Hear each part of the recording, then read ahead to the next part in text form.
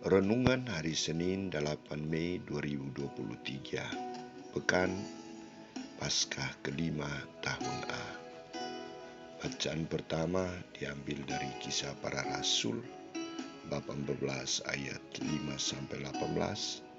Bacaan Injil dari Injil Yohanes, bab 14 ayat 21-26. Ketaatan kepada sabda dan perintah Allah.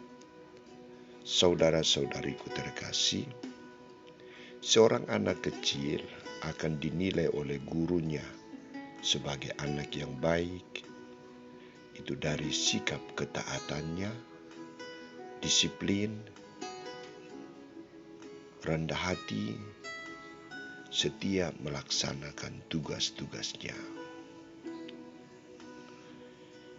Dalam kisah Injil hari ini, Yesus menuntut kepada murid-muridnya dalam perpisahannya dua hal. Yang pertama, ia menuntut mereka untuk berpegang teguh pada perintahnya dan melakukannya.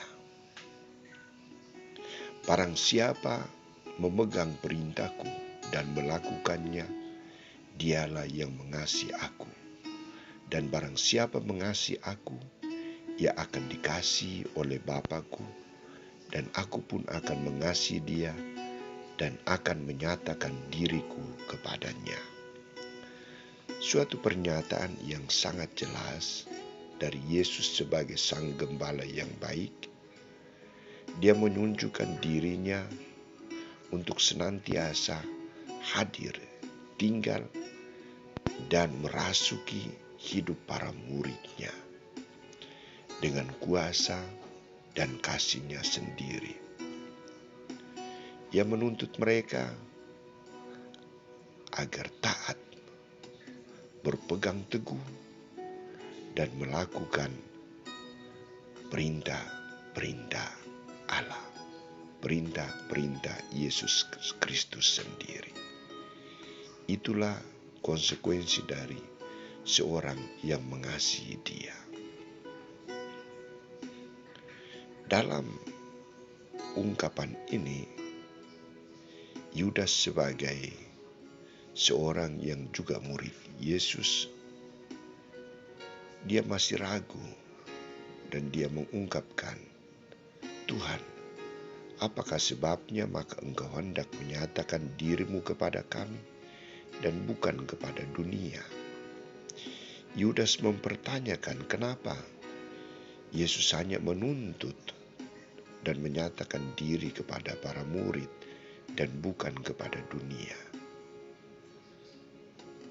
Di sini Yesus mau menunjukkan bahwa para murid adalah orang yang utama dan pertama yang harus berpegang teguh pada perintah,